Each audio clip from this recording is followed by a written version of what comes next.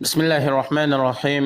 الحمد لله رب العالمين والعاقبة للمتقين. الصلاة والسلام على رسولنا محمد وعلى آله وأصحابه أجمعين. أما بعد.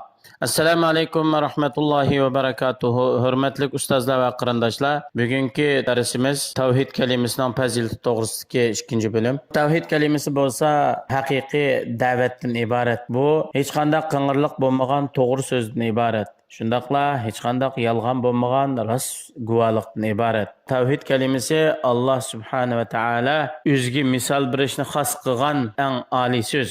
İbrahim Aleyhisselam'ın evlatlarında mengu qalğan, davamlaşıdığan söz. Allah Subhanahu ve Teala Kur'an-ı Kerim'de aytdı. وَجَعَلَهَا كَلِمَةً بَاقِيَةً فِي عَقِبِهِ لَعَلَّهُمْ يَرْجِعُونَ. Tavhid kelimesini İbrahim Aleyhisselam özünün keyinki evlatlarına baqi qo'ydi. Ularninki şu tavhid kelimesiga qaytish uchun. İbn Kesir rahimulloh deydi, bu yerdagi kelime la ilahe illalloh, Allohdan boshqa iloh yo'q degan bu tavhid kelimesidir. İbrahim Aleyhisselam bu sözünü özünün avlatlarının arasında yani daimlik kıldı. İbrahim Aleyhisselam'ınki avlatlarından Allah Subhanahu ve Teala doğru yolga hidayet kılgan kişiler bu sözge erişidi. La ilahe illallah degan bu tavhid kelimesi Allah Subhanahu ve Teala'nın barliq xalqlarga ata qilgan eng katta, eng ulug' ne'matidan iborat. Allah Subhanahu ve Teala aytadi: "Ve asbagha aleykum ni'amahu zahiratan ve batina." Allah Subhanahu ve Teala sizlarga oshkor yo'shirin ne'matlarini ato qildi. Sufyan ibn Uyayna rahimahulloh bu oyatni sharhlab, Allah Subhanahu ve Teala bendilerge ato qilgan ne'matlarning eng kattasi qaysi desa, la ilahe illalloh degan tavhid kalimasini tonishtimmi katta bir ne'mat ato qilmadi. Allohning insoniyatga ato qilgan ne'matini eng kattasi nima desa, har qanday bir inson la ilahe illalloh degan so'zni haqiqiy bilsa, Allohdan boshqa iloh yo'q degan tavhid kalimasini bilsa, buni chin qalbidan tasdiqlab, tili bilan iqror qilib, dili bilan tasdiqlab bu so'zning taqozosi bo'yicha amal qilsa, bu odam eng katta ne'matga erishgan bo'ladi. Tavhid kalimasi dunyodagi hamma narsaga barobar keladigan so'z. Payg'ambarimiz sollallohu alayhi vasallam muborak hadislarda aytadi: "Lian aqula subhanallahi walhamdulillahi wa la ilaha illalloh wallahu akbar ahabbu ilayya mimma tala'at alayhi ash-shams." Rawahu Muslim. Subhanallah, Allah faktur, barliq güzel mediyalar Allah'a xosdir. Allah'tan başqa ibadatga loyiq haqiqiy hech ma'bud yo'qdir. Allah kattadir degan bu so'z quyosh nuri tushgan, ya'ni dunyoda quyoshning nuri tushgan hamma narsadan men yaxshi ko'ralguchiroq. Shundaqla bu tavhid kalimasi bo'lsa, bandalarga tunji qitim bilish va amal qilish zarur bo'lgan so'zdan iborat. Allah Subhanahu ve Teala Kur'an-ı Kerim'de aytadi: "Fa'lam ennehu la ilahe illallah." Yani bilgin, aldı bilen bilish kerak bir narsani. Shuning uchun bir narsani bilish uchun aldı bilen o'qish kerak. Bilgandan keyin undan keyin amal qilish kerak bo'ladi. Chunki bilginki haqiqatan Allohdan boshqa iloh yo'q, Alloh bir ilohdir. Şeyhülislam İbn Taymiye rahimahullah aytadi, salaflar yani Peygamber aleyhisselamның sahabeleri, tabiinlar ve tabiinlar, imamlar şu devredeki yetakchi ulamalarning hammasi inson tunji buyurilgan so'zning ki la ilahe illalloh Muhammedun Rasulullohdan iborat bu shahodat kalimasi tunji qitim insonga buyurilgan so'z ekanligiga barliq salaf olimlari va butun islom ulamalari buningga ittifoq. Shundaqla bu insonga dunyodan keta vaqtida eng oxirda deyish vojib zarur bo'lgan so'z qaysi desa, bu la ilaha illalloh tavhid kalimasi. Bu to'g'rida Payg'ambarimiz sollallohu alayhi vasallam shunday aytgan: "Men kana axiru kalamihi la ilaha illalloh dakhalal jannah." Rawahu Abu Dawud. Har qanday bir insonning oxirgi so'zi Allah'tan başka ibadetki layık hiç ma'bud yo'q, la ilahe illalloh degan tavhid kalimasi bo'ladi ekan, bu odam jannatga kirdi. Ya o'lgandan keyin darhol jannatga kirdi, yoki ma'lum xatoliklar bo'lsa, xatoliklarni Alloh o'tib o'tgandan keyin jannatga kirdi, yoki xatolik yuyilib bo'lgandan keyin jannatga kirdi.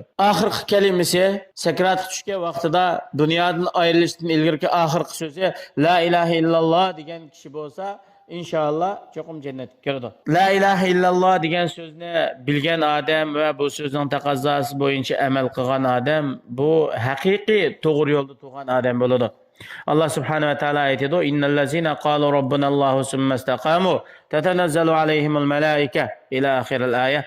Yani hakikaten bizning Rabbimiz Allah degan kishilar andin keyin shu Rabbimiz Allah deb shu so'zni mustahkam tug'anlar, ya'ni to'g'ri yo'lda mustahkam tug'uvchilar. Ya'ni ularga sakrat tushgan vaqtidami rahmat farishlari tushidi, qabrdimi, bular dunyo oxiratda nijotga erishidi.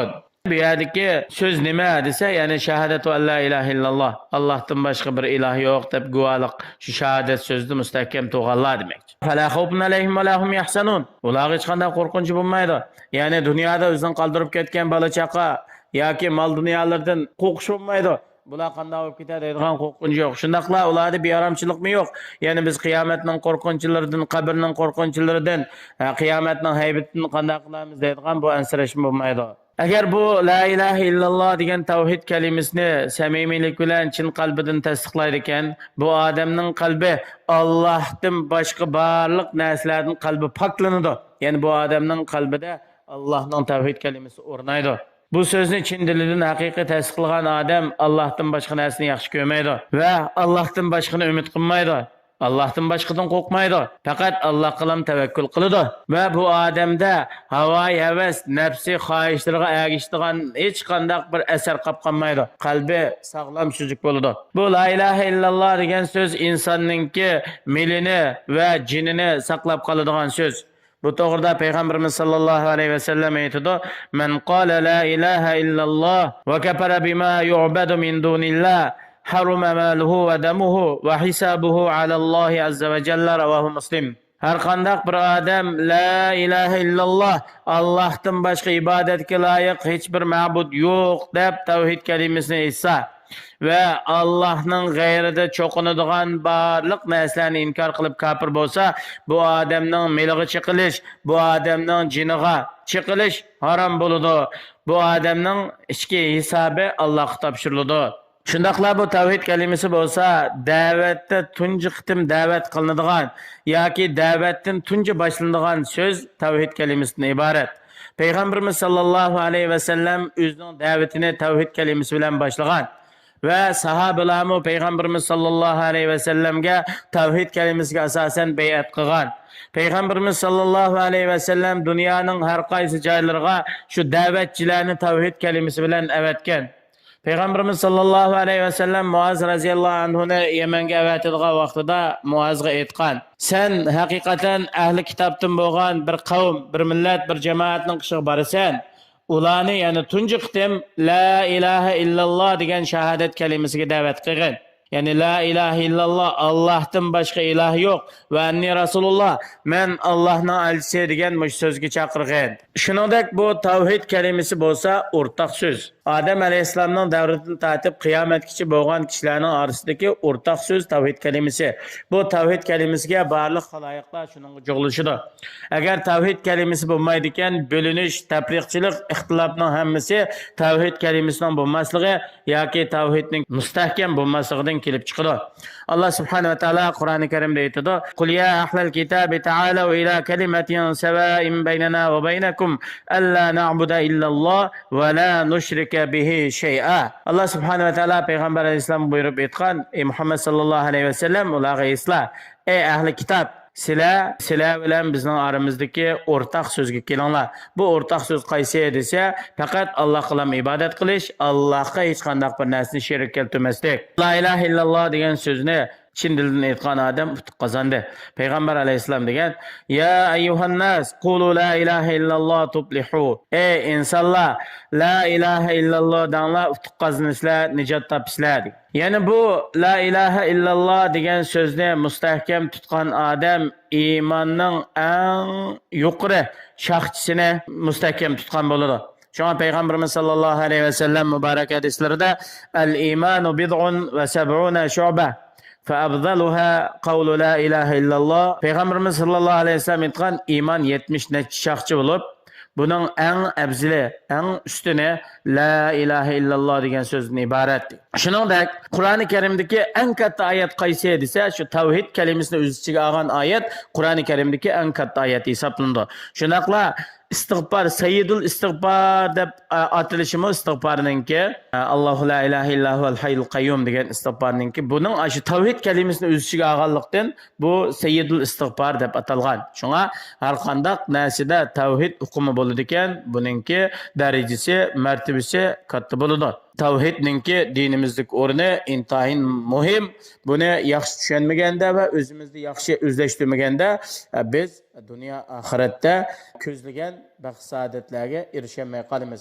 Alloh subhanahu va taolo har birimizni oxirgi hayotimizgacha tavhid mustahkam qilsin va bizni tavhid asosida, tavhidning taqozosi bo'yicha yashab, tavhidning taqozosi bo'yicha Alloh uchrashishga muyassar qilsin. Vassalomu alaykum va rahmatullohi va barakatuh.